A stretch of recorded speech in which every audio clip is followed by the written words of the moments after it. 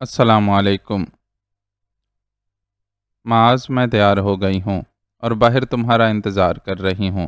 جب چلنا ہو تو آ جانا۔ اطلاع دینے اس لیے آئی ہوں کہ کہیں مجھ پر الزام نہ دھر دو کہ تمہاری وجہ سے لیٹ ہو گئے ہیں۔ ویسے ہی تم مردوں کو ہم خواتین پر الزام لگانے کا بہت شوق ہوتا ہے۔ بشریٰ کی آمد نے اسے ایک دم سے اس جذباتی لمحے سے نکال دیا اور زوردار قہقہا لگایا۔ اب میں نے ایسا کون سا لطیفہ سنا دیا ہے؟ اس نے اس کے ہنسنے کا برا منایا۔ لطیفہ نہیں، بس آج بہت عرصے بعد تمہیں ماضی کی طرح پٹر پٹر نان سٹاپ بولتے سنا تو بہت خوشی ہوئی۔ یہ خوشی کا اظہار ہو رہا تھا یا تم میرا مذاق اڑا رہے تھے؟ وہ مشکوک ہوئی۔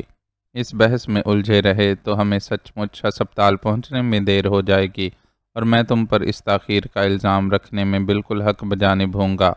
کیوں لالا، ٹھیک کہہ رہا ہوں نا میں؟ اس نے بشریٰ سے بات کرتے کرتے بالکل اچانک لالا سے استفسار کیا تو وہ ایک پل کے لیے گڑبڑا گیا، پھر سنبھل کر بولا، بات یہ ہے برخوردار کہ تم بے شک بہت سمارٹ ہو، لیکن میرا اصول ہے کہ میں کبھی بیٹیوں کے مخالفین کے حق میں گواہی نہیں دیتا، تو تم سے بھی معذرت ہے۔ یہ تو بڑا بے اصولہ اصول ہے۔ معاذ نے منہ بنا کر احتجاج کیا، لیکن بشریٰ بہت خوش تھی اور فرضی کالر کھڑے کر کے اسے جتانے کی کوشش کر رہی تھی کہ وہ اس کے مقابلے میں بہت اہم ہے۔ بس مجھے نہیں رکنا اس جگہ جہاں حق اور سچ کا ساتھ نہیں دیا جاتا۔ معاذ بظاہر ناراضی دکھاتے ہوئے کھڑا ہو گیا، لیکن بشریٰ کو خوش اور ہنستا مسکراتا دیکھ کر وہ اندر سے بہت خوش تھا۔ تم لوگ جاؤ، کچھ ضروری معاملات نمٹا کر میں بھی تھوڑی دیر میں ہسپتال کے لیے نکلوں گا۔ لالا دن اور رات میں 2 بار ہسپتال جاتا تھا اور اپنے وقت کا بیشتر حصہ وہیں گزارتا تھا۔ ٹھیک ہے، تو پھر اجازت دیجیے، واپسی میں شاید ملاقات نہ ہو، میں بشریٰ کو باہر سے ہی ڈراپ کر کے چلا جاؤں گا۔ اس نے لالا کی طرف مسافے کے لیے ہاتھ بڑھاتے ہوئے اپنے پروگرام سے آگاہ کیا۔ ہم ٹھیک ہے، لالا نے کوئی سوال نہیں کیا۔ وہ سمجھدار آدمی تھا۔ معاذ اپنے ساتھیوں کو کسی خفیہ ادارے سے ربط و ضبط سے متعلق سرسری سا آگاہ کر چکا تھا اور لالا سمیت سب اس بات کو سمجھتے تھے کہ اس کے لیے تفصیلات بتانا ممکن نہیں ہوگا، اس لیے کوئی اسے اس مشکل میں بھی نہیں ڈالتا تھا۔ ہاں، بشریٰ تھوڑی چھیڑ چھاڑ کر لیتی تھی۔ اب بھی وہ باز نہیں آئی اور اس کے ساتھ گاڑی کی فرنٹ سیٹ پر بیٹھتے ہوئے بولی، تمہارا حال تو اس لڑکے کا سا ہو گیا ہے جو منگنی ہوتے ہی سسرال والوں کا ہو جاتا ہے اور سسرال کے پھیروں میں اپنے گھر والوں کو بھول جاتا ہے۔ کیا کریں، آج کل لڑکیوں میں تو سسرال کا بننے کا رواج ختم ہوتا جا رہا ہے، تو ہم لڑکوں نے ہی کمپرومائز کر لیا ہے۔ تعلق قائم رکھنے کے لیے کسی کو تو کوئی کسی کا بننا ہی پڑتا ہے۔ اس نے بشریٰ کے تانے کا برا مانے بغیر خوش دلی سے جواب دیا، آج کی عورت کو شعور آ گیا ہے جناب، اس لیے آپ مرد اب پہلے کی طرح ہمارے حقوق سلب نہیں کر سکتے، آپ کو ہماری آواز سننا ہوگی۔ اس نے کسی پکی فیمنسٹ کی طرح جوش سے مکہ لہرایا۔ ہم مردوں نے تو کب کا سر تسلیم خم کر دیا ہے، لیکن یہ آپ خواتین ہی ہیں جو ماں بہن کے روپ میں ہوں، تو پھر ہم بیچاروں کو زن مریدی کا طعنہ دیتی ہیں۔ اس نے ترکی بترکی بشریٰ کو جواب دے کر اسے ہنسنے پر مجبور کر دیا۔ یوں ہی ادھر ادھر کی ہانکتے ہسپتال کا فاصلہ طے ہو گیا۔ وہاں وکی اپنے کمرے میں دنیا سے بیزار بیٹھا، ریموٹ سے ٹی وی کے چینل بدل رہا تھا۔ کیا حال ہے ہیرو؟ دنیا سے کٹ کر محتاجوں کی طرح یہاں پڑا ہوں اور سخت بور ہو رہا ہوں، اس نے منہ بناتے ہوئے جواب دیا۔ انٹرنیٹ کی سہولت ہوتے ہوئے دنیا سے کٹنے کا شکوہ کرتے ہو، بڑے ناشکرے ہو، بشریٰ نے بے ساختہ اسے ٹوکا۔ جس تن لاگے وہ تن جانے، تمہیں کیا پتا کہ مجھ پر کیا گزر رہی ہے؟ علینا سے اپنی حالت چھپانے کے لیے اسے ویڈیو کال تک نہیں کر سکتا۔ بیٹے کی صورت دیکھنے کے لیے آنکھیں ترس رہی ہیں۔ میں وہ بدقسمت باپ ہوں جس کو بیٹے کی پیدائش کے اتنے دن گزر جانے کے باوجود اسے گود میں لینا نصیب نہیں ہوا ہے، لیکن تم یہ سب کیسے سمجھ سکتی ہو؟ اس سب سے تم نہیں، میں گزر رہا ہوں۔ ہمیشہ متحرک زندگی گزارنے کا عادی وکی اس جمود سے چڑچڑے پن کا شکار ہو گیا تھا، اس لیے اپنی عادت کے برخلاف اتنا تلخ بول گیا۔ اس کے الفاظ پر بشریٰ کا چہرہ دھواں دھواں ہو گیا۔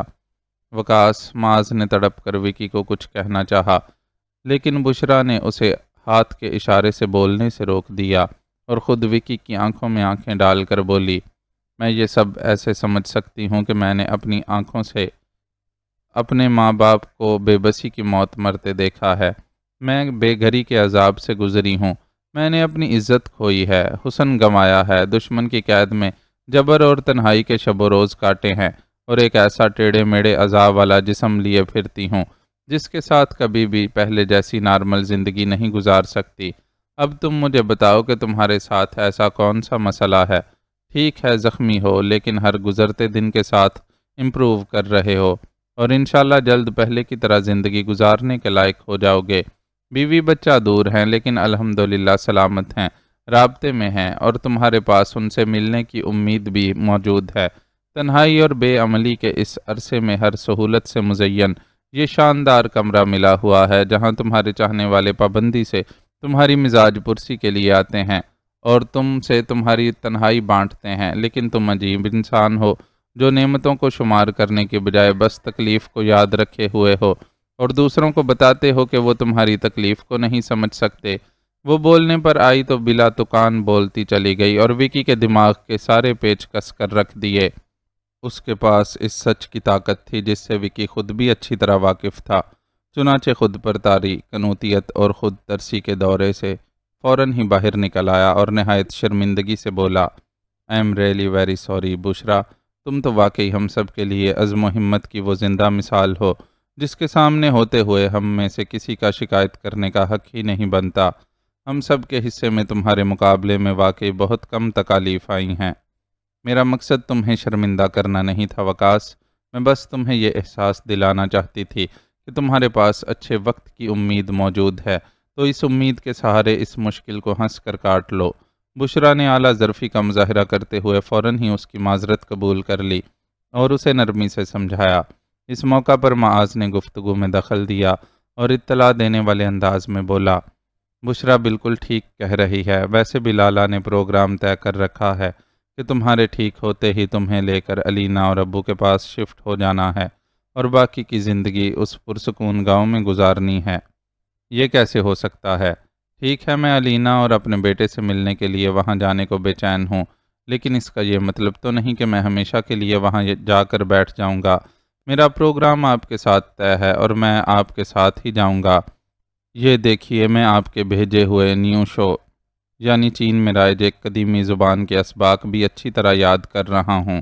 اس کی دی گئی اطلاع پر وکی بری طرح چونک گیا اور جلدی جلدی بولتے ہوئے اپنے موبائل پر کوئی پیج کھول کر اس کے سامنے کیا۔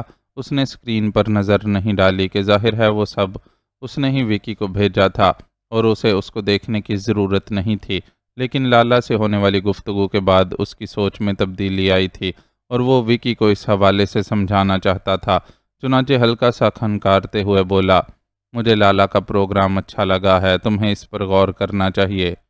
یہ آپ کیا کہہ رہے ہیں؟ حیرت سے وکی کا منہ کھل گیا۔ ٹھنڈے دل و دماغ سے سوچو تو کچھ غلط نہیں کہہ رہا ہوں۔ میں نے اپنے لیے جو راہ منتخب کی ہے وہ بہت کٹھن ہے اور شاید اس سے واپسی کی کوئی گنجائش بھی نہیں، تو میں چاہتا ہوں کہ تم اس راہ پر میرے ساتھ نہ چلو۔ نہیں، میں آپ کو اکیلا نہیں چھوڑ سکتا۔ وکی نے سختی سے انکار کیا۔ اکیلا کہاں ہوں میں، میرے ساتھ بہت سے لوگوں، بہت طاقتور لوگوں کا تعاون ہے۔ میرے لیے ایک کور بنایا جائے گا، آس پاس کئی مددگار ہوں گے، معلومات کی فراہمی اور رابطے کے لیے پورا نیٹ ورک ہوگا، میری حفاظت کے لیے مناسب انتظام ہوگا، اور اتنا سب کچھ ہوتے ہوئے میرا نہیں خیال کہ تمہیں میرے لیے پریشان ہونا چاہیے۔ وہ وکی کو قائل کرنے کے لیے دلائل دینے لگا۔ اگر سب کچھ اتنا ہی اچھا ہوتا تو آپ یہ نہ کہتے کہ اس راہ سے واپسی کی گنجائش نہیں۔ وکی قائل نہ ہوا، ایک جانب خاموش بیٹھی بشرا کی آنکھوں میں بھی تشویش چھلکنے لگی، لیکن اس نے گفتگو میں دخل نہ دیا۔ وہ تو میں نے اس لیے کہا کہ ایسے کاموں میں بہرحال رسک تو ہوتا ہی ہے، لیکن اس کا یہ مطلب تو نہیں کہ تم میرے سرپرست بن کر میری حفاظت کے لیے ساتھ چل پڑو۔ میں سرپرست نہیں، ساتھی بن کر ساتھ جاؤں گا، اور یہ پہلے سے طے ہے۔ اب آپ اچانک اس پروگرام میں تبدیلی کیسے کر سکتے ہیں؟ وکی جھنجھلایا۔ دیکھو یار، بات یہ ہے کہ مجھے کوئی اور بھی ساتھی مل جائے گا، لیکن میں چاہتا ہوں کہ میری بہن کا جیون ساتھی زندگی بھر اس کے ساتھ رہے۔ لیکن معاذ بھائی، جذباتی ہو کر نہیں، تھوڑے سے حقیقت پسند بن کر سوچو۔ معاذ نے اس کو کچھ کہنے کا موقع دیے بغیر اس کی بات کاٹ دی اور سمجھانے کے انداز میں بولا، علینا ہماری چھوٹی اور بہت لاڈلی بہن ہے جس نے چھوٹی سی عمر میں بہت سی پریشانیاں دیکھ لی ہیں۔ میں چاہتا ہوں اس کی زندگی میں سکھ ہو اور میرے پیچھے تم اسے اور ابو کو سنبھال لو۔ سعد پر میں یہ ذمہ داری اس لیے نہیں ڈالنا چاہتا کہ وہ پہلے ہی کتنی بڑی ٹینشن سے گزرا ہے۔ اس نے اپنا ایک گردہ کھویا ہے، اس کا وقت خراب ہوا ہے اور صحت کے بھی ایشوز ہیں، تو میں چاہتا ہوں کہ اس پر کم سے کم بوجھ ہو اور وہ سکون سے اپنے کیریئر پر فوکس کر سکے۔ میری تو کچھ سمجھ میں نہیں آ رہا ہے، کل تک سب کچھ مختلف تھا اور اب آپ مجھ سے نئی امیدیں جوڑ رہے ہیں۔ وکی اچھا خاصا الجھ گیا۔ اتنی ٹینشن مت لو، ابھی بہت وقت پڑا ہے۔ سب سے پہلے تو اپنی صحت یابی کی فکر کرو، اس کے بعد چلتے ہیں اپنے پیاروں سے ملنے۔ ان سے مل کر تم فیصلہ کرنا کہ تمہیں کیا کرنا ہے۔ معاذ نے اس کی پیٹھ پر ہلکی سی تھپکی دی اور پھر اجازت لے کر بشریٰ کے ساتھ باہر نکل گیا۔ میں تمہاری کامیابی کے لیے بہت ساری دعائیں کروں گی۔ باہر نکل کر بشریٰ نے اس سے پہلی بات یہی کی۔ تھینک یو یار، مجھے اس وقت جذباتیت سے زیادہ دعاؤں کی ہی ضرورت ہے۔ مجھے اچھا لگا کہ مجھے روکنے کی کوشش کرنے یا کسی ڈر اور خوف کا مظاہرہ کرنے کے بجائے تم نے مجھے یہ حوصلہ دیا کہ میرے پیچھے کوئی میرے لیے دعا کرنے والا موجود ہوگا۔ وہ دل سے بشریٰ کا شکر گزار ہوا۔ اگر تم کوئی غلط کام کرنے جا رہے ہوتے تو میں تمہیں روکتی بھی اور اندیشوں کا اظہار بھی کرتی، لیکن اس وقت کچھ نہ جانتے ہوئے بھی میں جانتی ہوں کہ تمہاری نیت نیک ہے اور تم ایسا کچھ نہیں کرنے جا رہے ہو جو بعد میں تمہارے ضمیر پر بوجھ بن جائے۔ کیسا یقین تھا اس کے لہجے میں، معاذ کو اپنا دل پگھلتا ہوا محسوس ہوا۔ بشریٰ گلزار نے ہمیشہ اس پر اعتبار کیا تھا اور ہمیشہ غیر مشروط طور پر اس کا ساتھ نبھاتی رہی تھی۔ اسے افسوس تھا کہ ایسی بے ریا لڑکی کو دینے کے لیے اس کے پاس کچھ نہیں تھا، کچھ ایسا جو اس کی صحرا جیسی زندگی کو نخلستان بنا دیتا۔ ان کے درمیان بس نازک سا ایک خاموشی کا لمحہ آیا اور چپکے سے گزر گیا۔ یزدانی کی پریس کانفرنس دیکھی تھی تم نے؟ تقریباً اپنے سارے ہی جرائم کا اعتراف کر لیا اس نے۔ بشریٰ خود ہی بات بدل گئی۔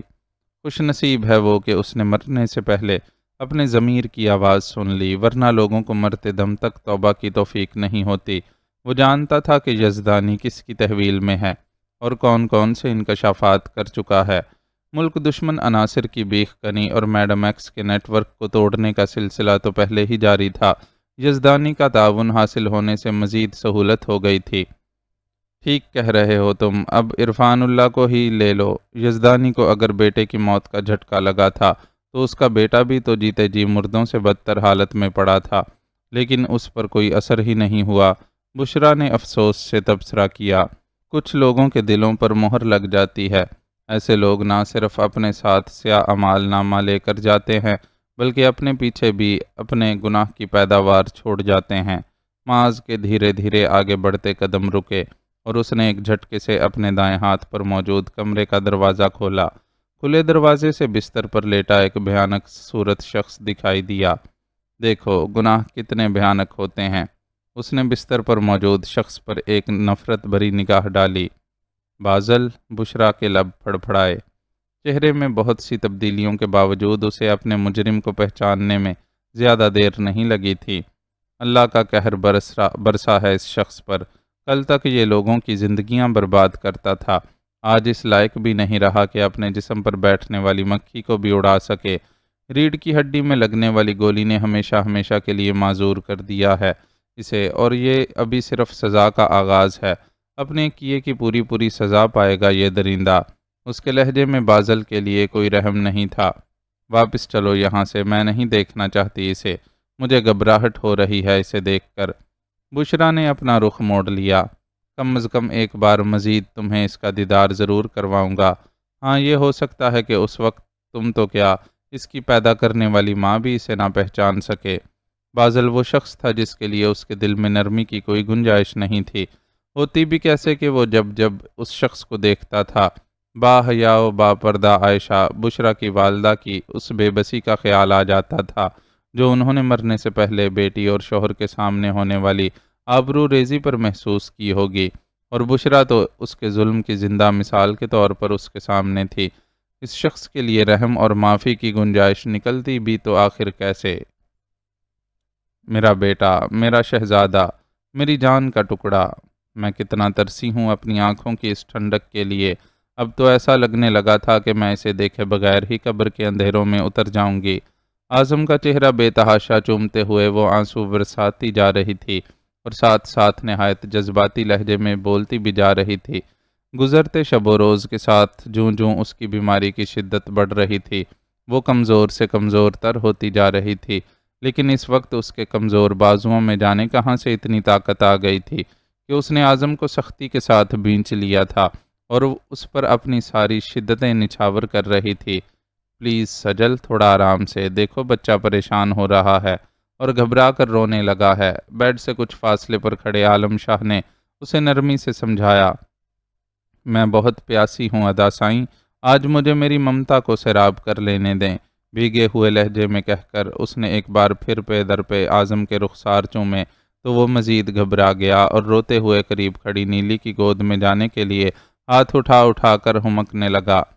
ظالموں نے اتنے دن اسے مجھ سے دور رکھا ہے کہ یہ مجھے اپنی ماں کو ہی بھول گیا ہے۔ اعظم کا کسی اور کی طرف لپکنا اسے مزید دکھی کر گیا۔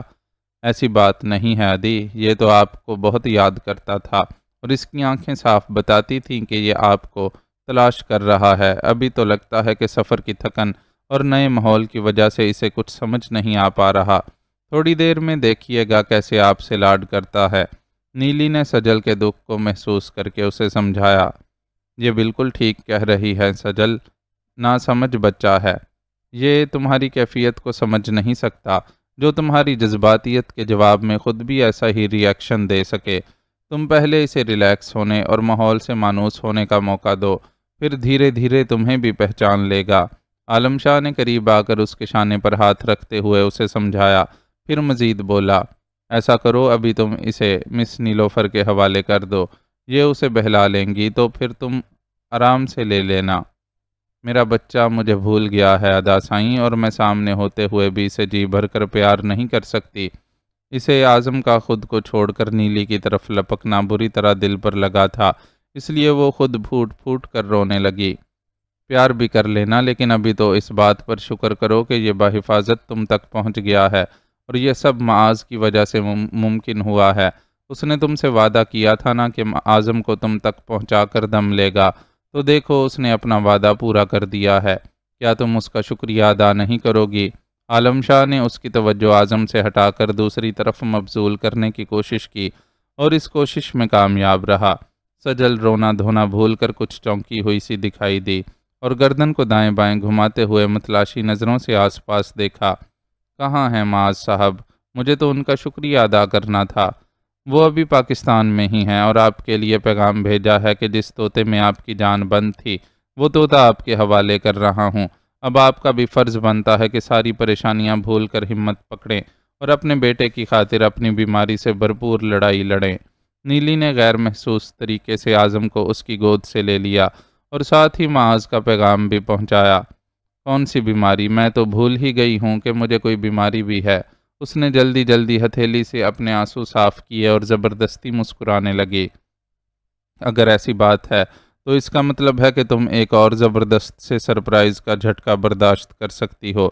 عالم شاہ نے شریر سے لہجے میں اس کے اشتیاق کو ابھارا۔ اصل میں ڈاکٹرز نے اسے سمجھایا تھا کہ سجل کی صحت ایک دم سے بہت سے سرپرائز کی متحمل نہیں ہو سکتی، اس لیے کوشش کریں کہ جذباتی کرنے والے ہر معاملے کو درجہ بدرجہ اس کے سامنے لائیں۔ ڈاکٹر کی اسی ہدایت کے سبب سکینہ شاہ اور صداقت شاہ فی الحال اس کے لیے مخصوص کمرے سے باہر ہی ٹھہر گئے تھے۔ کس سرپرائز کی بات کر رہے ہیں آپ؟ وہ رونا دھونا سب بھول گئی تھی اور آنکھوں میں تجسس لیے اس کی طرف دیکھ رہی تھی۔ بوجھو تو جانے، عالم شاہ نے اس کے تجسس کو ہوا دی۔ کیا اماں اور بابا سائیں آئے ہیں مجھ سے ملنے؟ وہ اصل بات تک پہنچ گئی اور جذبات سے کانپتی آواز کے ساتھ پوچھا۔ واہ بھائی، تم تو بہت ذہین ہو۔ عالم شاہ نے اسے سراہا اور ہنستے ہوئے ملحقہ کمرے کے دروازے کی طرف منہ کر کے بلند آواز میں بولا، یہاں آ جائیے آپ لوگ، آپ کی لاڈلی بیٹی نے سرپرائز بوجھ لیا ہے۔ وہ دونوں بھی جیسے دروازے ہی سے لگے کھڑے تھے کہ فوراً ہی اندر آ گئے۔ ماں باپ کا ایک عرصے بعد اپنی بچھڑی اولاد سے ملنا بہت جذباتی کر دینے والا منظر تھا۔ نیلی کو اس موقع پر اپنی موجودگی مناسب محسوس نہ ہوئی تو اعظم سمیت چپکے سے باہر نکل گئی۔ کیا حال کر لیا ہے تو نے اپنا؟ تو میری سب سے سہنی دھی تھی، سکینہ شاہ نے پہلے تو بہت جذباتی انداز میں اسے گلے لگا کر پیار کیا، پھر اس کے چہرے پر ہاتھ پھیرتے آنسوؤں بھری آنکھوں سے شکوہ کیا۔ آپ سے دور جو چلی گئی تھی، آپ کی طرح بھلا کون خیال رکھتا میرا؟ اس نے مسکرا کر ماں کو بہلانے کی کوشش کی۔ اب میں آ گئی ہوں نا تیرے پاس، دیکھنا 2-4 دن میں کیسے تجھے طاقت والی غذائیں کھلا کر چنگا بھلا کرتی ہوں۔ یہ موئی انگریزی دوائیں تو ویسے بھی انسان کا خون جلا کر رکھ دیتی ہیں۔ سکینہ شاہ کو محض یہ بتایا گیا تھا کہ سجل بیٹے کی جدائی کی وجہ سے بیمار پڑ گئی ہے اور ہسپتال میں داخل ہے۔ وہ سجل کے موذی مرض کے بارے میں کچھ نہیں جانتی تھی۔ اچھا بابا، جو کرنا ہے کر لینا، پر مجھے میری بیٹی سے تو مل لینے دیں۔ آپ تو اس پر قبضہ ہی کر کے بیٹھ گئی ہیں۔ صداقت شاہ نے اپنی موجودگی کا احساس دلاتے ہوئے شکوہ کیا۔ لیں، میں نے کب روکا ہے آپ کو؟ مل لیجیے اپنی بیٹی سے۔ وہ سجل سے تھوڑی دور ہٹی اور عالم کو اپنے قریب بلا کر دھیمی آواز میں پوچھنے لگی، پتر، یہ ادھر چین میں ہمارے دیسی بادام، اخروٹ اور 4 مغز وغیرہ مل جاتے ہیں کہ نہیں؟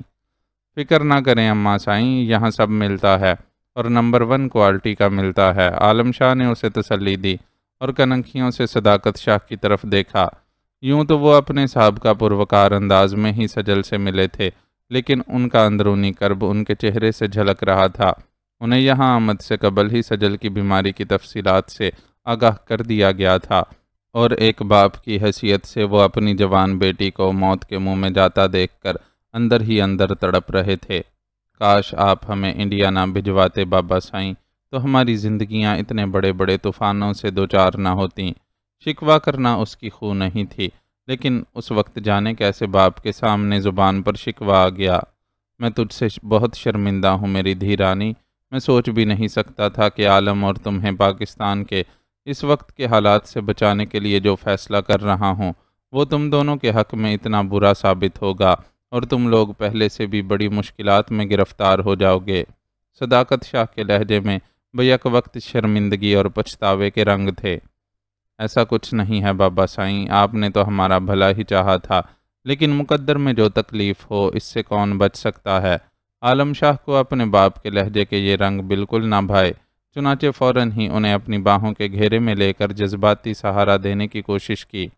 ادا سائیں بالکل ٹھیک کہہ رہے ہیں بابا سائیں، ہم تو بس یوں ہی۔ سجل کو بھی اپنی غلطی کا احساس ہوا۔ تمہیں شکوے کا پورا حق ہے بیٹا، تم میری فرمان بردار بیٹی ہو اور تم نے ہمیشہ میرے کہے کا مان رکھا ہے۔ بیٹیاں اتنی فرمان بردار ہوں تو والدین کی ذمہ داری زیادہ بڑھ جاتی ہے، اور ان کا فرض ہوتا ہے کہ ان کی خوشیوں اور سکون کا پورا دھیان رکھیں۔ آپ نے اپنے فرض کو ادا کرنے میں کوئی کوتاہی نہیں کی بابا سائیں، لیکن آپ قسمت کے لکھے کو ٹالنے پر تو قادر نہیں تھے نا۔ جو کچھ ہوا اسے شاید ایسے ہی ہونا تھا۔ اب وہ کسی طرح صداقت شاہ کو مطمئن کرنے کی تگ و دو میں تھی۔ بھلے سرحدیں الگ تھیں، لیکن خون تو ایک تھا۔ میں نے خون کے رشتے کے مان سے ہی ادا نیاز پر بھروسہ کیا تھا۔ میں کیا جانتا تھا کہ خون بھی دھوکہ دے سکتا ہے۔ چچا سائیں کا اس سب میں کوئی قصور نہیں تھا بابا سائیں، ان کی اولاد نے تو خود ان کے ساتھ بھی دھوکہ کیا اور ان کی آنکھوں میں دھول جھونکتے رہے۔ ماضی کے کربناک دن ایک ایک کر کے اس کی آنکھوں کے سامنے گھومنے لگے۔ ان سب نے پھر اپنے کیے کا انجام بھی دیکھ لیا نا۔ میرے بے قصور اور معصوم بچوں کے ساتھ کی گئی زیادتی کا قدرت نے خوب انتقام لیا ہے ان سے۔ آپ کو کیسے معلوم ہوا؟ وہ دونوں ہی صداقت شاہ کی بات سن کر چونک گئے۔ میرے پاس اجالا اور فیصل کے خطوط آئے تھے، دونوں نے مجھ سے بہت معذرت طلب کی ہے۔ ان خطوط میں وہ دونوں ان دنوں فردوس کی بچیوں کے ساتھ امریکہ میں مقیم ہیں۔ بچیوں کو جو کچھ ہوا اس کے ٹراما سے نکالنے کے لیے وہاں شفٹنگ کی ہے انہوں نے۔ بچیوں کا وہاں ایڈمیشن ہو گیا ہے، اجالا کہیں جاب کر رہی ہے، جبکہ فیصل نے اپنے میڈیکل ایشوز۔ وہ پوری تفصیل بتانے لگے تھے، لیکن سجل نے ان کی بات کاٹ دی اور تیز لہجے میں بولی، پلیز بابا سائیں، ہمیں کوئی دلچسپی نہیں ہے ان لوگوں کے بارے میں کچھ بھی جاننے سے۔ ہم اپنی زندگی کی کتاب سے وہ ورق پھاڑ کر پھینک دینا چاہتے ہیں جس پر یہ سارے کردار درج ہیں۔ یہ بہت صحیح فیصلہ ہے بیٹا، لیکن اس طرح کے حتمی اقدامات سے پہلے کچھ تلخ موضوعات پر نہ چاہتے ہوئے بھی بات تو کرنی پڑتی ہے۔ صداقت شاہ نے نرمی سے اسے سمجھانے کی کوشش کی۔ ہم کوئی بات نہیں کرنا چاہتے بابا سائیں، اپنی زندگی کے اس باب کے حوالے سے ہماری صرف اور صرف ایک خواہش ہے، اور یہ کہ ہمارے اور فیصل کے درمیان قائم ہونے والا نام نہاد رشتہ ختم کر دیا جائے۔ ہم نہیں چاہتے کہ ہم اس دنیا سے جائیں تو ہمارے نام کے ساتھ اس کا نام جڑا ہو۔ اس نے اپنی خواہش کا اظہار کر ڈالا۔ کیسی باتیں کر رہی ہے میری دھی، مریں تیرے دشمن۔ ابھی تو نے دنیا میں دیکھا ہی کیا ہے، ابھی تو نے اپنے اعظم کو گبرو جوان بنتے دیکھنا ہے، اس کے سر پر صحرا سجانا ہے، اپنے پوتے پوتیوں کو گود میں کھلانا ہے۔ سکینہ شاہ جو جوان بیٹی کے منہ سے مرنے کی بات سن کر تڑپ اٹھیں۔ اماں سائیں، بالکل ٹھیک کہہ رہی ہیں سجل، اب بس تم یہ ہسپتال کا بستر چھوڑو اور یہ سب کرنے کی تیاری پکڑو۔ عالم اس کی صحت کی صورتحال سے آگاہ تھا اور اس حوالے سے خود بھی بڑی تکلیف اور تشویش میں مبتلا تھا، لیکن اس کو بہلانا بھی ضروری تھا۔ یہ دونوں بالکل ٹھیک کہہ رہے ہیں بیٹا، تم ذہن سے سارے بوجھ ہٹا دو اور ساری توجہ اپنی صحت پر دو۔ صداقت شاہ نے بھی تائید کی۔ مجھے آپ کے حکم سے انکار نہیں بابا سائیں، لیکن آپ نہیں جانتے کہ وہ رشتہ میرے دل، دماغ اور روح پر کتنا بڑا بوجھ ہے۔ اس بوجھ سے نجات حاصل کیے بغیر مجھے کبھی سکون حاصل نہیں ہو سکتا۔ وہ پہلی بار عالم کے سامنے یہ بات زبان پر لائی تھی، لیکن اسے اندازہ ہو رہا تھا کہ وہ اس معاملے میں کتنی سنجیدہ ہے۔ اسے ٹوٹ کر اپنی بہن پر پیار آیا۔ یہ صرف اور صرف وہ تھا جس کو بچانے کی خاطر سجل نے اتنی بڑی قربانی دی تھی اور خود کو ایک انچاہے رشتے میں باندھ لیا تھا۔ یہ بوجھ بہت دن ہوئے اتر چکا ہے میری جان، اب تمہارے اوپر ایسے کسی رشتے کا بوجھ نہیں ہے جو تمہیں کھل کر سانس لینے سے روک سکے۔ گو کہ ڈاکٹر نے اسے اچانک کوئی بھی اچھی بری خبر دینے سے منع کر رکھا تھا، لیکن صداقت شاہ کو محسوس ہوا کہ اسے یہ خبر دینا ضروری ہے تاکہ وہ اس ذہنی دباؤ سے نجات حاصل کر سکے جو فیصل اور اپنے رشتے کے حوالے سے اسے مسلسل ذہنی دباؤ سے دوچار کیے ہوئے تھا۔ مطلب وہاں موجود ہر فرد ہی ان کی بات سن کر چونک گیا۔ فیصل نے معذرت کے لیے بھیجے گئے خط کے ساتھ تمہاری آزادی کا پروانہ بھی بھجوایا تھا۔ وہ خود بھی یہ بات سمجھ گیا تھا کہ تم دونوں کا رشتہ ایک بوجھ کے سوا کچھ نہیں ہے، اس لیے اس نے اپنی شرمندگی کو ثابت کرنے کے لیے تمہیں اس بوجھ سے نجات دے دی تھی۔ انہوں نے کوشش کی کہ اس خبر کو سناتے ہوئے ان کا لہجہ بالکل پرسکون ہو تاکہ وہ بھی پرسکون رہے۔ شکر ہے اس شخص نے بھی کسی موقع پر انسانیت کا ثبوت دیا۔ بس اب تم مطمئن ہو جاؤ اور ساری توجہ اپنی صحت پر مرکوز کر دو۔ تمہاری ول پاور تمہیں ہسپتال کے اس بستر سے نجات دلانے میں سب سے اہم کردار ادا کرے گی۔ عالم شاہ نے باپ کا مقصد سمجھتے ہوئے خود بھی ہلکا پھلکا انداز اختیار کیا۔ میں تھک گئی ہوں اور کچھ دیر آرام کرنا چاہتی ہوں۔ اتنی ساری باتوں کے جواب میں سجل نے صرف ایک جملہ ادا کیا اور تکیے پر سر رکھ کر آنکھیں موند لیں۔ اس کے اس انداز پر سکینہ شاہ کے چہرے پر اضطراب پھیل گیا اور انہوں نے تشویش زدہ نظروں سے صداقت شاہ کی طرف دیکھا۔ ان کی آنکھوں میں بھی انہیں اپنی کیفیت ہی کا عکس دکھائی دیا۔ پلیز اماں اور بابا سائیں، آپ لوگ باہر چلیں، سجل واقعی تھک گئی ہوگی۔ مجھے خیال نہیں رہا، ورنہ ڈاکٹر نے تو پہلے ہی کہا تھا کہ پیشنٹ سے زیادہ دیر گفتگو نہیں کرنی ہے۔ عالم ان دونوں کو اپنے ساتھ لیے باہر ویٹنگ روم میں آ گیا۔ سکینہ شاہ نے باہر نکلتے نکلتے بھی کئی بار مڑ کر سجل کی طرف دیکھا۔ نہ پریشان ہوں اماں سائیں، اور بس سجل کے لیے دعا کریں، اسے اس وقت سب سے زیادہ دعاؤں کی ضرورت ہے۔ وہ تو میں ہر وقت کرتی رہتی ہوں بیٹا، لیکن تم مجھے اس کے پاس سے اٹھا کر کیوں لے آئے؟ طلاق کی خبر سن کر بجھ گئی ہے وہ، اسے اس وقت میرے سہارے اور توجہ کی ضرورت ہے۔ انہوں نے اظہار کر ہی دیا کہ اس وقت سجل کے پاس سے ہٹائے جانے کا عمل انہیں پسند نہیں آیا ہے۔ میں جانتا ہوں اماں سائیں کہ چاہے عورت اپنی خواہش پر ہی طلاق لے، لیکن اسے اس لفظ سے جھٹکا ضرور لگتا ہے۔ سجل کو بھی یہ جھٹکا لگا ہے، لیکن وہ خود اپنے آپ کو سنبھالے گی۔ ہم میں سے کسی نے اگر ایک لفظ بھی ہمدردی کا ادا کیا تو اسے ناگوار گزرے گا۔ لیکن پت، سکینہ شاہ نے اس کی بات سن کر اس سے کچھ کہنے کی کوشش کی، لیکن اس نے ان کی بات کاٹ دی۔ مجھ پر بھروسہ تو کریں اماں سائیں، یقین کریں کل جب آپ دوبارہ اس سے ملنے آئیں گی تو وہ خود کو اس واقعے کے اثر سے نکال چکی ہوگی۔ کل آنے کا کیا سوال ہے، میں یہیں ہسپتال میں رکوں گی۔ نہیں اماں سائیں، یہاں اس کی اجازت نہیں ہے، آپ سفر کر کے آئی ہیں، ابھی آپ میرے ساتھ چلیں اور سفر کی تھکن اتاریں، کل ہم پھر سجل سے ملنے آ جائیں گے۔ عالم شاہ نے انہیں ان کے ارادے سے باز رکھنے کی کوشش کی۔ عالم بالکل ٹھیک کہہ رہا ہے سکینہ، ابھی ہم چلتے ہیں، آرام کرنے کے بعد کل پھر آ جائیں گے۔ صداقت شاہ جانتے تھے کہ وہ بہن کا مزاج آشنا ہے، جو کہہ رہا ہے ویسا ہی ہوگا۔ چنانچہ خود بھی انہیں سمجھانے لگا۔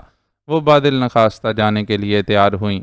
آپ کو اور اعظم کو بھی ساتھ چلنا ہوگا مس۔ عالم نے خود کو اس سارے معاملے سے بے نیاز ظاہر کرتی اعظم کے ساتھ مصروف نیلی کو مخاطب کیا تو وہ سر ہلاتے ہوئے کھڑی ہو گئی۔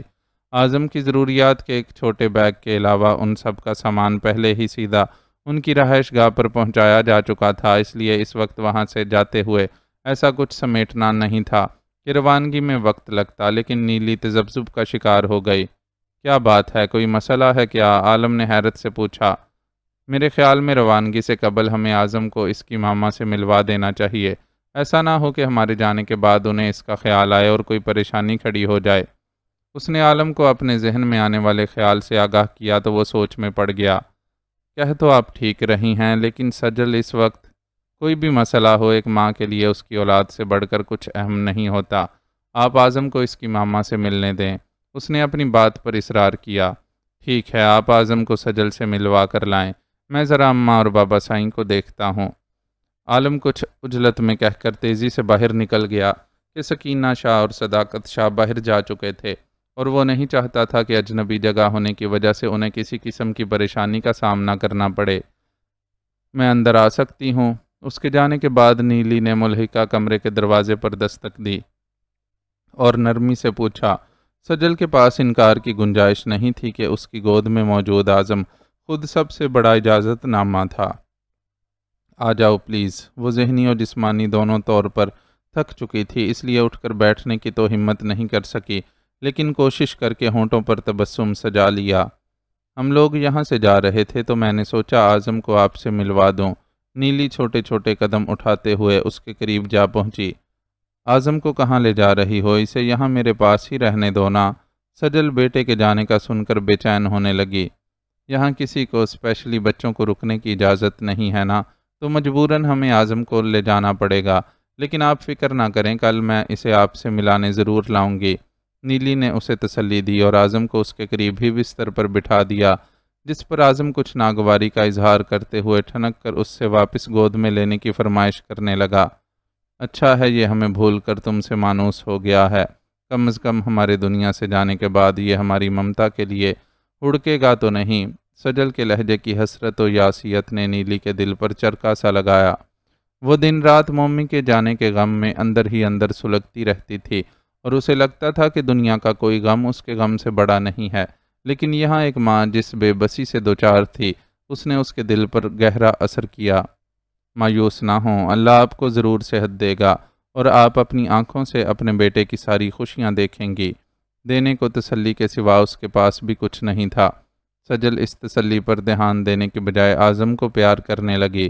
اب وہ ملاقات کے پہلے لمحے کے جذباتی ہیجان سے نکل چکی تھی اور قدرے سکون سے اعظم کو پیار کر رہی تھی، اس لیے اس کے بازو پر ہاتھ پھیرتے ہوئے وہاں کسی چیز کی موجودگی کو محسوس کر لیا۔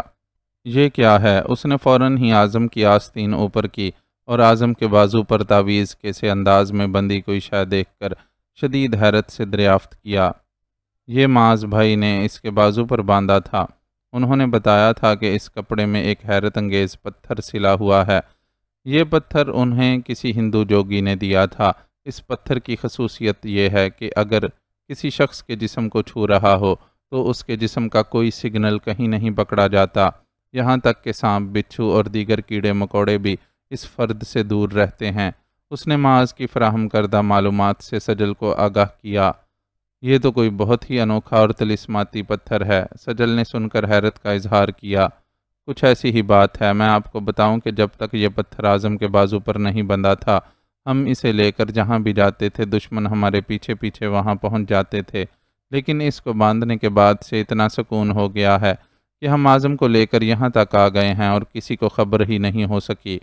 نیلی پتھر کی خصوصیات بتا رہی تھی اور سجل کے چہرے پر کئی رنگ آ کر گزرتے جا رہے تھے۔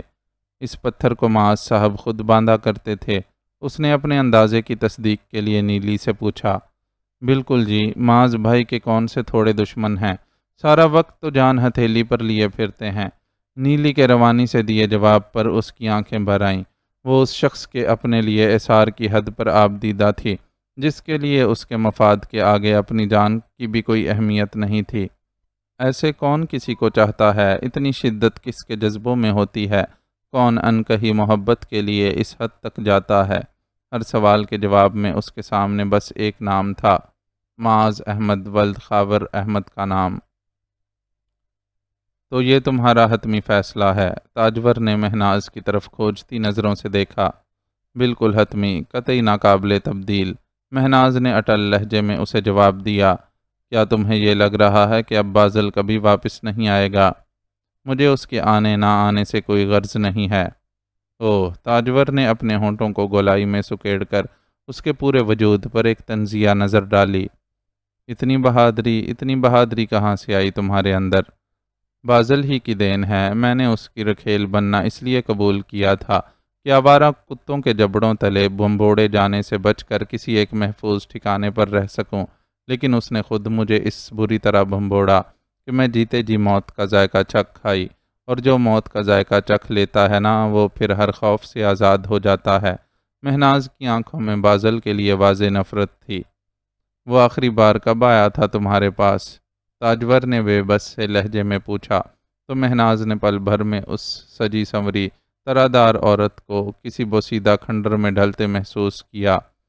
کردار و مزاج کیسے ہی سہی، وہ تھی تو ایک عورت ہی، جو بے شک کتنے ہی رنگوں میں پائی جائے، ممتا کا رنگ اس کے ہر رنگ پر غالب رہتا ہے۔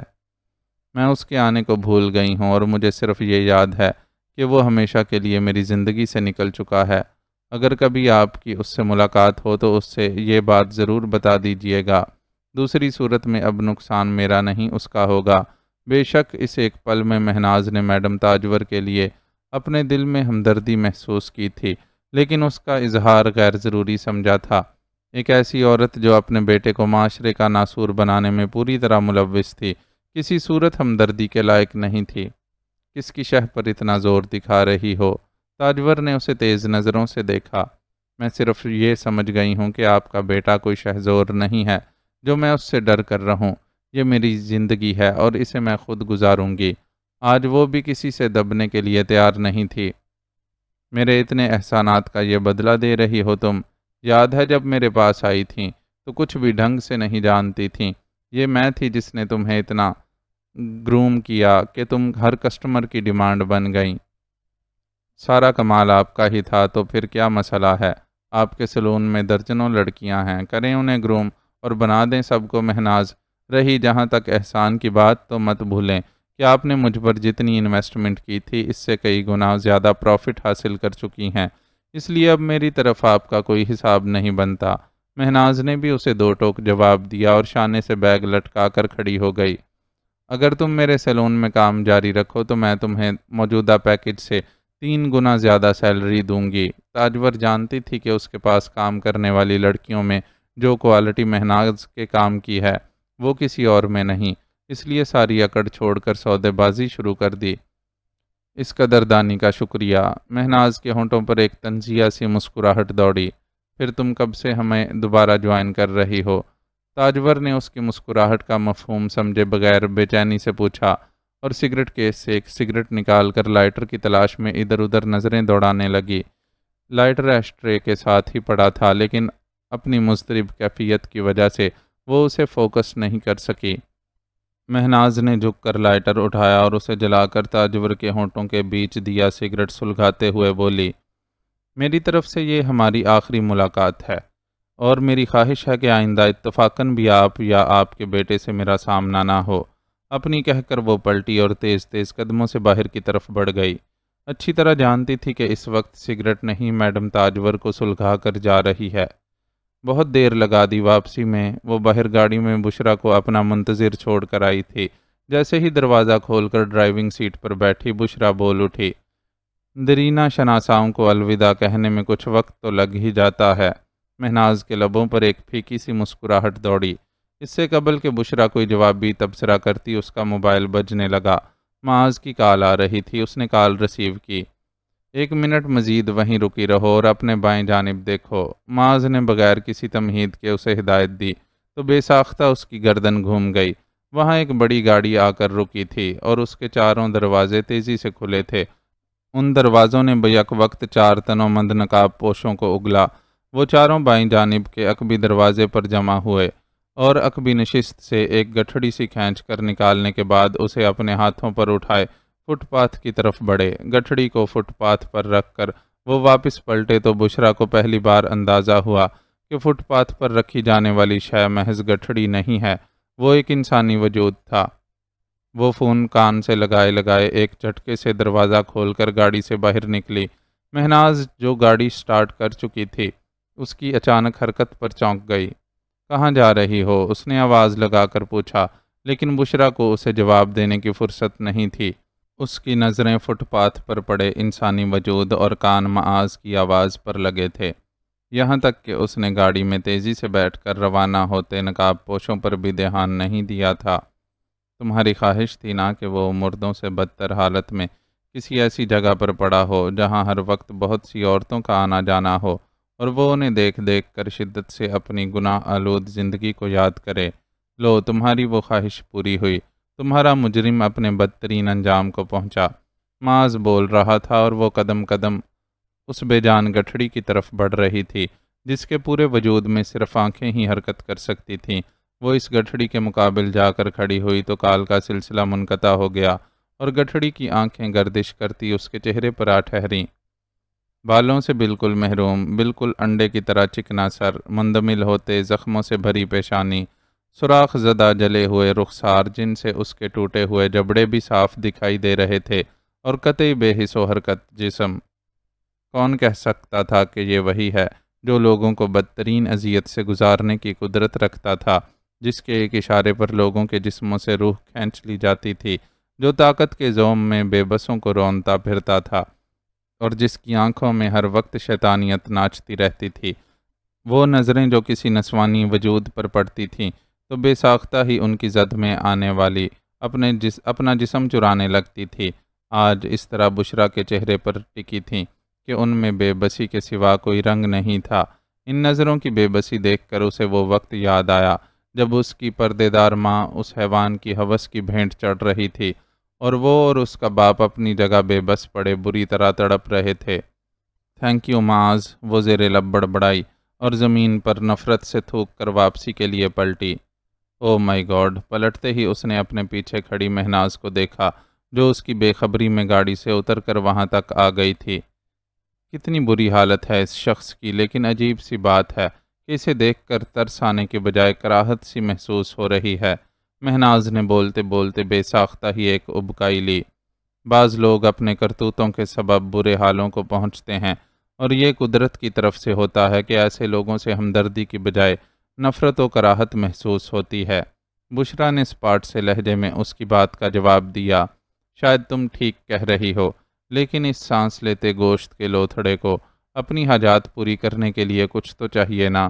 مہناز نے اپنے بیگ میں ہاتھ ڈال کر چند چھوٹی مالیت کے نوٹ نکالے اور اس کی طرف اچھال دیے۔ یہ تماش بین کے تماشا بننے کا آغاز تھا۔ چلو چلیں یہاں سے، بشریٰ نے مہناز کا بازو پکڑ کر کہا۔ ہاں چلو، آگے ویسے ہی بہت کام پڑے ہیں۔ مہناز پر عجلت سوار ہونے لگی اور وہ بشریٰ سے بھی تیزی سے پلٹ کر گاڑی کی طرف بڑھ گئی۔ بشریٰ نے پلٹ کر ایک بار پھر اس گٹھڑی کی طرف دیکھا۔ یکدم ہی ایک چھوٹا سا چوہا اس کی نظروں کے حصار میں آیا۔ چوہا اپنے ننھے ننھے دانتوں سے اس کے پیر کے انگوٹھے کو کتر رہا تھا۔ اسے حنین یاد آیا، والدین کے اس اکلوتے لختے جگر کو اس وحشی نے بے بس کر کے اس پر چوہے چھوڑ دیے تھے، اور وہ بیچارہ معاذ سے دوستی نبھانے کی پاداش میں تڑپ تڑپ کر اپنی جان سے چلا گیا تھا۔ حنین کے علاوہ بھی جانے کتنے مظلوم تھے جو اس انسان نما جانور کی وحشت کی بھینٹ چڑھے تھے، اور ان سارے مظلوموں کا حساب لینے کا آغاز ہو گیا تھا۔ وحشی ناقابل شناخت بے بس وجود کے ساتھ اپنی ماں کے آرائش حسن کے اڈے کے باہر بے یار و مددگار پڑا تھا، اور اس میں سکت نہیں رہی تھی کہ یہاں سے سنور کر جانے والے حسن کو دیکھ کر کچھ غلط سوچ سکے۔ نیت خراب کرنے کے زمانے تو گزر چکے تھے۔ آ بھی جاؤ یار، ڈرائیونگ سیٹ پر بیٹھ چکی مہناز نے اسے بلند آواز سے پکارا تو وہ چونک کر گاڑی کی طرف چل پڑی۔ Thank you. گاڑی چلی تو اس نے چپکے سے ایک پیغام معاذ کی طرف روانہ کیا۔ تمہارے پاس کال کس کی آئی تھی؟ مہناز نے ڈرائیونگ پر توجہ مرکوز رکھتے ہوئے سرسری لہجے میں اس سے پوچھا۔ معاذ تھا، میں نے اسے بتایا تھا کہ تمہارے ساتھ میڈم تاجور کے سیلون جا رہی ہوں، تو بس اسی لیے خیریت پوچھنے کے لیے کال کی تھی۔ سارے سچ بتانے ضروری نہیں تھے، اس لیے اس نے بات بنا دی۔ میڈم اس بدصورت اور گندے فقیر کو زیادہ دن اپنے سیلون کے سامنے ٹکنے نہیں دے گی اور اٹھا کر کہیں پھینکوا دے گی۔ اسی کی گند ہے، جہاں مرضی چاہے پھینکے، ہمیں کیا کرنا ہے؟ ہیں کیا مطلب؟ مہناز اس کے الفاظ پر چونکی۔ مطلب وہ اپنے اطراف کی صفائی کے لیے جو مرضی چاہے کرے، ہمیں تو اپنا کام کرنا ہے۔ وہ جلدی سے بات بنا گئی۔ مہناز نے بھی زیادہ تجسس کا اظہار نہیں کیا۔ وہ دونوں زندگی کو نئے سرے سے شروع کرنے جا رہی تھیں اور ہر بات سے بڑھ کر اسی امر پر توجہ مبذول رکھنی تھی۔ ابھی صبح کے نمودار ہونے میں کچھ وقت تھا اور وادی پر تاریکی سی چھائی ہوئی تھی۔ اس تاریکی میں دو سائے بہت احتیاط سے دھیرے دھیرے آگے بڑھ رہے تھے۔ دونوں کے قد لمبے تھے، لیکن ایک چھریرے بدن اور دوسرا خاصے بھاری جثے کا مالک تھا۔ بھاری جثے والا یوں دو قدم آگے چل رہا تھا جیسے رہنمائی کا فریضہ انجام دے رہا ہو، لیکن پیچھے چلنے والے کی چال بھی اعتماد سے خالی نہیں تھی۔ زندگی میں پہلی بار اس سرزمین پر قدم رکھنے کے باوجود وہ اس کے لیے اپنے اندر اجنبیت محسوس نہیں کر رہا تھا۔ ایک گہری اپنائیت تھی جو اس کے گرد لپٹی اسے اس سرزمین کے ساتھ رشتے کا احساس دلا رہی تھی، اور وہ یوں محسوس کر رہا تھا جیسے وادی میں چلتی خوشبودار ٹھنڈی اور فرحت بخش ہوا اس کے وجود کو چوم چوم کر اسے خوش آمدید کہہ رہی ہو۔ ہوا کی یہ اٹکیلیاں اس کے دل کو اتنی بھا رہی تھیں کہ وہ آگے درپیش صورتحال کی نزاکت کے بارے میں غور کرنے کے بجائے ہوا کی ان اٹکیلیوں سے لطف اندوز ہو رہا تھا۔ ہم بس پہنچنے ہی والے ہیں، ایک چڑھائی چڑھتے ہوئے آگے چلتے سائے نے اسے دھیمی آواز میں آگاہ کیا۔ اس نے محض ہنکارا بھرنے میں اکتفا کیا اور اپنے سفری بیگ کو ایک شانے سے دوسرے شانے پر منتقل کرتے ایک بار پھر ہوا کو سونگھا۔ ہوا میں بس وہی مہک عجیب سی مانوسیت لیے ہوئے تھی، اور اس راستے کی چڑھائی اسے اس چھوٹے سے گاؤں کی یاد دلاتی تھی جہاں کچھ دن قبل وہ اپنی زندگی کے یادگار اور پرسکون ترین دن گزار کر آیا تھا۔ موسموں میں اگرچہ خاصا فرق تھا اور وہ گاؤں اس وادی جتنا سرسبز و شاداب نہیں تھا، لیکن اپنائیت کے رشتے نے اس کے لیے دونوں جگہوں کو ایک جیسا کر دیا تھا۔ بس ہم پہنچ ہی گئے ہیں۔ پیچھے چھوڑے گئے گاؤں سے وابستہ یادوں کا دریچہ ذہن میں کھلتا اس سے قبل ہی آگے چلتے شخص کی آواز اسے پوری طرح ماحول میں واپس لے آئی، اور اس نے آنکھیں پھاڑ کر اپنے اطراف کا جائزہ لینے کی کوشش کی۔ سورج ابھی نمودار نہیں ہوا تھا، لیکن تاریکی پہلے کے مقابلے میں قدرے چھٹ گئی تھی، اور غور کرنے پر مکانات کے دھندلے سے ہیولے دکھائی دے رہے تھے۔ اس کے آگے چلتے سائے نے ایک مکان کے بند دروازے پر رک کر دستک دی تو وہ پوری جان سے متوجہ ہو گیا۔ اس دروازے کے کھلنے پر وہ اپنی زندگی کے ایک نئے دور میں داخل ہونے والا تھا۔ کون؟ دوسری دستک پر دروازے کے پیچھے سے قدموں کی ہلکی آہٹیں سنائی دیں اور کسی نے نحیف سی آواز میں استفسار کیا۔ اس استفسار میں خوف کی بھی جھلک تھی۔ دروازہ کھولیے چچی جان، یہ میں ہوں جبار علی۔ جبار علی؟ اندر سے حیرت بھرے انداز میں نام دہرایا گیا اور پھر کھٹ سے دروازہ کھل گیا۔ گھر کے صحن میں ہلکے پاور کا بلب جل رہا تھا جس کی روشنی میں انہیں ایک سرخ و سفید لیکن بوڑھی اور کمزور عورت دکھائی دے رہی تھی۔ وہ آنکھوں کو جس طرح سکیڑ کر دیکھنے کی کوشش کر رہی تھی، اس سے اندازہ ہو رہا تھا کہ اس کی بینائی کمزور ہے۔ ہمیں اندر آنے کی اجازت ہے چچی جان؟ جبار علی نے نرمی سے استفسار کیا تو وہ تھوڑی سی کھسیا گئی اور پیچھے ہٹتے ہوئے بولیں، کیوں نہیں بیٹا، تمہارا اپنا ہی گھر ہے۔ بڑھاپے کی وجہ سے آنکھیں دھندلا گئی ہیں نا، اس لیے لوگوں کو پہچاننے میں تھوڑی دقت ہوتی ہے۔ انہیں اپنے ساتھ اندر کی طرف لے جاتے ہوئے وہ شرمندہ شرمندہ سی وضاحت پیش کر رہی تھیں۔ کوئی بات نہیں چچی جان، میں آپ کی آنکھوں کی روشنی ساتھ لے کر آیا ہوں، انشاءاللہ اب آپ کو آرام مل جائے گا۔ کیا مطلب؟ انہوں نے اندرونی حصے کا پٹوا کرتے ہوئے چونک کر جبار علی سے پوچھا۔ مطلب اندر بیٹھ کر آرام اور سکون سے بتاتا ہوں۔ کون ہے زرمینہ؟ کون آیا ہے اس وقت؟ عورت جبار علی سے مزید کوئی سوال کرتی اس سے قبل ہی اندر سے کسی نے اسے پکار کر پوچھا۔ پوچھنے والے کی آواز بھاری اور گرجدار تھی، اس کے باوجود اس میں بڑھاپے کی جھلک محسوس ہو رہی تھی۔ اپنا جبار علی ہے، کسی دوست کے ساتھ آیا ہے۔ عورت نے اشارے سے انہیں اپنے ساتھ اندر چلنے کو کہا اور ساتھ ساتھ استفسار کرنے والے کو بھی جواب دیا۔ عورت کی رہنمائی میں اندرونی کمرے میں داخل ہوتے ہی انہیں بڑے سے پلنگ پر بیٹھا کمزور سا بوڑھا دکھائی دے گیا۔ बूढ़े की बेनूर आंखें दाखिली दरवाजे पर ही टिकी हुई थीं। पैदाइशी तौर पर नाबीना होने की वजह से उसकी हिसियात बहुत तेज़ थीं और उसने कदमों की आहट से ही इन लोगों के अंदर दाखिल हो जाने का अंदाज़ा लगा लिया था। चुनाचे बरवक्त उनके इस्तकबाल के लिए खड़ा हो गया। खड़े होने पर उसकी दराज कामती नुमायाँ हो गई। बहुत ज़माने बाद चक्कर लगाया जब्बार अली, मैं तो समझा था कि तुम हम बूढ़ों को भूल गए हो। बूढ़े ने जब्बार अली से गर्मजोशी से मानका करते हुए हल्का सा शिकवा भी किया। ये कैसे मुमकिन है आगा जान कि मैं आपको भूल जाता, लेकिन आपको मेरी ज़िंदगी के रंग ढंग का अंदाज़ा है कि इसमें कुछ भी तयशुदा नहीं, और अक्सर तो मुझे खुद भी नहीं पता होता कि आने वाले दिन मैं कहाँ और किस जगह होऊंगा, इसलिए चाहते हुए भी अपने प्यारों की आंखें ठंडी नहीं कर पाता। जब्बार अली ने बहुत नरमी से बूढ़े के शिकवे का जवाब दिया। इतने अरसे बाद आया है बच्चा, साथ में मेहमान भी है, और आपने इसे आराम से बिठाने के बजाय शिकवे शिकायतों में उलझा लिया है। इस मौका पर औरत ने आगे बढ़कर बूढ़े को टोका और फिर उन दोनों से मुखातिब होकर बोली, बैठो बच्चों, या अगर मुंह हाथ धोकर ताज़ा दम होना चाहते हो तो हो जाओ। मैं इतनी देर में तुम लोगों के लिए कुछ खाने पीने का इंतज़ाम करती हूँ। सिर्फ कहवा तैयार कर लें चाची जान, नाश्ता हम सूरज निकलने के बाद इत्मीनान से करेंगे। जब्बार अली ने उनसे कहा तो वो सर हिलाते हुए बाहर निकल गईं। चाची जान बहुत कमज़ोर हो गई हैं, बुढ़ापे से ज़्यादा गम ने घुन लगा दिया है, रो रो कर आंखें भी कमज़ोर कर ली हैं। बहुत समझाता हूँ कि मुझ पैदाइशी अंधे का तुम ही वाहिद सहारा हो, लेकिन इसकी ममता को करार ही नहीं आता।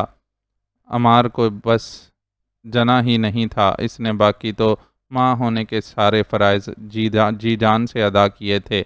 10 साल की प्यासी ममता का सारा प्यार इसने अम्मार में उंडेल दिया था, और 17 साल तक यूं सहज सहज कर उसकी परवरिश की थी, जैसे मुर्गी अपने चूज़ों को अपने परों में छुपा कर पालती है। लेकिन फिर जाने कैसे वो इससे छिन गया। पूरे 6 साल से वो उसके लिए बिन पानी की मछली की तरह तड़प रही है। बूढ़े के लहजे में महसूस किया जाने वाला दुख था। जब्बार अली के पहलू में बैठे जवान ने उसे तरहम अमेज़ नज़रों से देखा और फिर सर झुका लिया। चची जान जैसी उम्दा खातून को इस तकलीफ़ से गुज़रते देखकर मुझे भी बहुत दुख होता है। मुझे अब तक बचपन के वो दिन याद हैं जब आपकी इनके साथ शादी हुई थी, और वो दिनों में हम सब बच्चों की सबसे पसंदीदा चाची बन गई थीं। जब्बार अली माजी में झांकता खुद भी ज़रमीना बीबी के लिए उदास हो गया। उसकी उदासी को महसूस करके बूढ़े ने बात बदल दी। जाने दो बेटा इन बातों को, माजी को कुरेदने से तकलीफ़ के सिवा कुछ हाथ नहीं आता। अभी तो तुम मुझे अपने दोस्त के बारे में बताओ, बेचारा जब से आया है खामोश बैठा हुआ है, तुमने भी इसका तारुफ नहीं करवाया। चची जान आ जाएं तो इनके सामने ही तारुफ करवाता हूँ।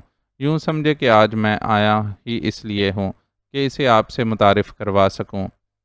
तुमने तो मुझे तजस्सुस में मुब्तला कर दिया है। जब्बार अली के मानी खेज़ लहजे पर बूढ़े ने तबसरा किया। समझें आज मैं आपके लिए एक सरप्राइज़ लेकर आया हूँ। जब्बार अली मुस्कुराया। कैसा सरप्राइज़ भाई? देखो हम बूढ़ों में अब कुछ भी सहने की हिम्मत नहीं रही है। कुछ ऐसा ना बताना जिसे हमारे दिल सहार ना सकें। गोल थाली में खुशबूदार और भाप उड़ाते कहवे की प्यालियाँ रखे अंदर आती ज़रमीना बीबी ने जब्बार अली की बात सुनकर उसे तनबीह की। आपके मुंह से ऐसी बातें जचती नहीं हैं चाची जान। आप तो वो थीं जो हमारे अंदर अज़्म हौसला और जोश जगाया करती थीं। मैं और मेरे साथ मोहल्ले के जो दो लड़के आज़ादी की जद्दोजहद करने वालों के साथ शामिल हुए, हमारे इस अमल के पीछे हालात के बाद सबसे ज़्यादा दखल आपकी बातों का ही तो था। जब्बार अली ने उनके कमरे में दाखिल होते ही उनके हाथ से थाली ले ली थी और ख़ुद बारी बारी सबको पेश कर रहा था। ठीक कह रहे हो तुम, हमारे वतन की माओं के पास तो हिम्मत और हौसले के सिवा कोई इंतखाब ही नहीं है। हमारे जवान बेटे सर से कफन बांधकर आज़ादी की जदोजहद करने वालों के साथ शामिल होते हैं। हम तब भी उन्हें हौसले के साथ रुखसत करते हैं, और जब वो अपने ही खून से रंगे सुर्ख कफन के साथ कब्रिस्तान को रवाना होते हैं तो तब भी हमारी हिम्मत और हौसले का इम्तहान होता है। ज़रमीना गुल की आंखों से चंद आंसू लुढ़क कर उनके चेहरे की झुर्रियों में गुम हो गए। ये क्या बात ले बैठी हो ज़रमीना? देखो, जब्बार अपने साथ अपने दोस्त को लाया है और उसके साथ हमारा तारुफ करवाना चाहता है। बूढ़े ने उन्हें टोका। सो बिस्मिल्लाह, मैं तो खुद इसके बारे में जानना चाहती हूँ। بڑی جانی پہچانی سی صورت ہے اس کی، دل خود بخود اس کی طرف کھنچتا ہے۔ ان کی نظریں سر جھکائے بیٹھے جوان کے چہرے کو ٹٹولنے لگیں۔ لو جی، ویسے تو تم روز شکایت کرتی ہو کہ نظریں دن بدن کمزور ہوتی جا رہی ہیں اور کچھ صاف دکھائی نہیں دیتا، اور اب اس بیچارے کی صورت تمہیں جانی پہچانی دکھائی دینے لگی۔ بوڑھے نے انہیں چھیڑا۔ ان نظروں کے ساتھ آپ کو 3 ٹائم پکا کر دیتی ہوں اور گھر کے علاوہ باہر کے بھی 10 کام کرتی ہوں، تو اب اتنی سی بات پر اعتراض کیسا؟ مجھے جو لگا میں نے بول دیا، انہوں نے خفگی سے میاں کو جواب دیا۔ میں تو بس تمہیں چھیڑ رہا تھا، تم تو برا ہی مان گئیں۔ وہ جھمپے جھمپے سے ہنسے۔ دس از ناٹ فیئر آغا جان، آپ ہمیشہ چچی جان کو ایسے ہی تنگ کرتے ہیں۔ جبار علی نے بھی زرمینہ بی بی کی سائڈ لی۔ جانتا ہوں نا کہ کتنا بھی تنگ کروں یہ مجھ سے تنگ نہیں پڑے گی۔ یہ اس کا ہی حوصلہ ہے کہ اتنے برسوں سے مجھ اندھے سے نبھائے جا رہی ہے، ورنہ اسے بھلا کمی تھی کوئی؟ اچھا اب فضول مت بولیے، آپ کو پتہ ہے نا کہ مجھے آپ کا خود کو یوں اندھا کہنا اچھا نہیں لگتا۔ زرمینہ بی بی گویا تڑپ گئی تھی۔ مثالی محبت ہے ہماری چچی جان اور آغا جان کے بیچ۔ خاندان کی حسین ترین لڑکی ہوتے ہوئے انہوں نے بے شمار رشتوں میں سے آغا جان کا انتخاب کیا تھا۔ جبار علی نے ہنستے ہوئے اپنے ساتھی کو آگاہ کیا۔ ہماری بات چھوڑو بچے، اور ہمیں اپنے دوست کے بارے میں بتاؤ۔ میرا اندازہ ہے کہ تم اتنے عرصے بعد اس کے ساتھ یہاں آئے ہو تو یہ بلا وجہ نہیں ہے، کوئی نہ کوئی مقصد ہے تمہارا۔ زرمینہ گل نے خود کو سنبھال کر اسے ٹوکا۔ آپ بہت ذہین ہیں چچی جان، خوش آمد نہیں سیدھی بات کرو۔ وہ اپنی تعریف کو خاطر میں نہ لائیں۔ اس کی داستان یہ ہے کہ یہ جب 17 سال کا تھا تو ایک رات والدین کے نام خط چھوڑ کر چپکے سے گھر سے نکل گیا۔ خط میں اس نے والدین کو اطلاع دی تھی کہ مجاہدین کے ساتھ شامل ہونے جا رہا ہے، لیکن کیا؟ زرمینہ کے چہرے کا رنگ لمحوں میں نچڑ گیا تھا اور وہ آنکھیں سکیڑے بہت غور سے جبار علی کے پہلو میں بیٹھے لڑکے کی طرف دیکھ رہی تھیں۔ ان کے ساتھ بیٹھے آغا گل کے چہرے پر بھی حیرت تھی، لیکن یہ کہ اپنی منزل پر پہنچنے سے پہلے ہی راستے میں اس کے ساتھ حادثہ پیش آ گیا۔ اندھیرے میں ٹھوکر کھا کر پہاڑ سے ایسا گرا کہ خود کو سنبھال ہی نہیں سکا اور سر پر گہری چوٹ کھا بیٹھا۔ صبح لوگوں نے زخمی حالت میں پڑا دیکھا تو ہسپتال پہنچایا۔ وہاں علاج سے اس کی جان تو بچ گئی، لیکن یادداشت چلی گئی۔ بس پھر یہ بھول گیا کہ کہاں سے آیا ہے اور کس مقصد کے تحت گھر سے نکلا تھا۔ زندگی کے 6 برس اس نے جگہ جگہ بھٹکتے اور محنت مزدوری کر کے اپنا پیٹ پالتے ہوئے گزارے ہیں۔ بہت سے ظالموں کے درمیان اس کا کچھ مہربان لوگوں سے بھی واسطہ پڑا، جنہوں نے اس سے اچھا سلوک بھی کیا اور کمپیوٹر وغیرہ بھی سکھایا۔ اسکول تو پہلے ہی پڑھ رکھا تھا نا اس نے؟ جبار علی کا انداز استفسار کرنے والا تھا۔ ہاں، 10ویں کر رکھی تھی میرے عمار نے، زرمینہ گل نے یوں جواب دیا جیسے بہت دور کہیں کسی دوسری دنیا میں موجود ہوں۔ مجھے یہ سری نگر میں ایک دوست کے دفتر میں آفس بوائے کے طور پر کام کرتا ہوا ملا اور میں نے اسے پہچان لیا کہ تم نے پہچان لیا کہ یہ میرا عمار ہے؟ زرمینہ گل نے جلدی سے اس کی بات کاٹی۔ جی، جبار علی نے بہت دھیمی آواز میں جواب دیا، لیکن زرمینہ گل کو اس کا جواب سننے سے دلچسپی بھی نہیں تھی۔ وہ آنکھوں میں آنسوؤں کا آبشار لیے اپنی جگہ سے کھڑی ہو گئی تھی اور اب سحر زدہ سی اس نوجوان کی طرف بڑھ رہی تھی جس نے خود بھی اپنا جھکا ہوا سر اٹھا لیا تھا اور یک ٹک ان کی طرف دیکھ رہا تھا۔ وہ اس کے عین سامنے آ کر رکیں تو وہ بھی خودکار سے انداز میں کھڑا ہو گیا۔ میرا عمار، انہوں نے پہلے انگلیوں سے اس کے چہرے کے نقوش کو ٹٹولا، پھر یکدم کھینچ کر سینے سے لگا لیا۔ میں کتنی ترسی ہوں اپنے بچے کی صورت دیکھنے اور اسے گلے سے لگانے کے لیے۔ مجھے پتا ہوتا کہ یہ یوں ادھر ادھر بھٹکتا پھر رہا ہے تو خود نکل پڑتی اسے تلاش کرنے اور ڈھونڈ کر ہی واپس گھر لوٹتی۔ بے حد جذباتی لہجے میں بولتی، رونے کے ساتھ ساتھ وہ اسے مسلسل پیار بھی کرتی جا رہی تھیں۔ ان کی اس جذباتی کیفیت پر نوجوان کی اپنی پلکیں بھی بھیگ گئیں اور اس نے بہت عقیدت اور احترام سے ان کا ماتھا چومنے کے بعد دونوں شانوں سے تھام کر نرمی سے واپس پلنگ پر بٹھا دیا اور خود نیچے فرش پر ان کے قدموں میں بیٹھ گیا۔ تم یہاں کیوں بیٹھے ہو بچے؟ وہاں پلنگ پر بیٹھو۔ زرمینہ گل نے جبار علی کے برابر میں خالی جگہ کی طرف اشارہ کرتے ہوئے اسے ٹوکا۔ مجھے یہیں بیٹھنے دیں، کہتے ہیں نا کہ ماں کے قدموں میں جنت ہوتی ہے، تو بس میں اس وقت جنت میں بیٹھا ہوا ہوں۔ ایک عرصے سے ماں سے بچھڑا ہوا بچہ جنت میں بیٹھا ہوا ہے۔ اس کی بے تحاشا سرخ آنکھیں اس کے اندرونی جذبات کی غماز تھیں۔ زرمینہ گل نے بے اختیار جھک کر اس کے بالوں کو چوم لیا اور ممتا سے چور لہجے میں بولیں، ماں قربان میرے بچے، میں تجھ پر اپنی ممتا کی ایسی بارش کروں گی کہ تیری اتنے دنوں کی پیاسی روح سیراب ہو جائے گی۔ میں بھی ایک اچھا بیٹا ہونے کے سارے فرائض ادا کرنے کی کوشش کروں گا۔ ایک دوسرے کے ساتھ مصروف وہ کمرے میں موجود ان دو نفوسوں کو بالکل فراموش کر چکے تھے، جن میں سے ایک کے چہرے پر اطمینان تو دوسرے کے چہرے اور بے نور آنکھوں میں الجھن ہی الجھن پھیلی ہوئی تھی۔ معزز ناظرین و سامعین، لائک، کمنٹس اور شیئر ضرور کریں۔ شکریہ۔